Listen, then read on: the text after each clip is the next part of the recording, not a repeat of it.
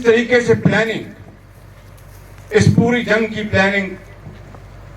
General शहीद आसिम मुनीर ने की, इंतहाई दलेरी से, दानिशमंदी से, मैं उसका ज़ाती तौर पर गवाह हूं,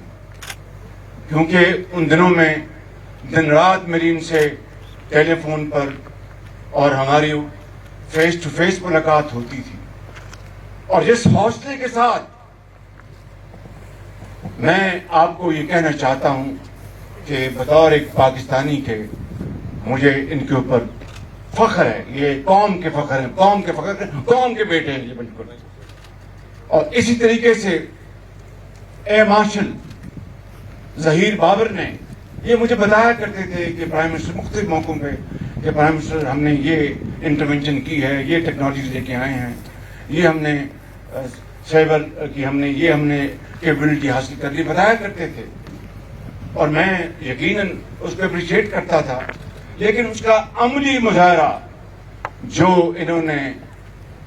9 और 10 को जो किया है,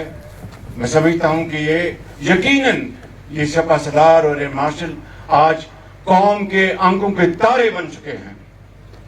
और इसी तरीके से हमारे नेवल चीफ कौम के आंखों के तारे बन चुके हैं। मैं आपको ये कहना चाहता हूं कि मुझे बतौर वज़ीर आज़म पाकिस्तान इस क़यादत पर फख्र है, और जितना अल्लाह ताला का शुक्र अदा किया जाए, किसी एक लम्हे के लिए भी मैंने इनके अज़म में वलवल में झोल नहीं देखी। और जब भी दुश्मन को आगे बढ़ने की बात करता था, बाखुदा ये मुझे कहते थे वज़ीर आज़म मुझे इजाज़त है कि मैं इनका इस तरीके से जवाब दूं, इजाज़त है कि मैं ये प्लान करूं। ये वो मैं समझता हूं कि दास्तान है जुर्रत और बहादुरी की, जो कभी मुझे मौका मिला तो मैं रिटायर होने के बाद अपनी किताब में लिखूंगा।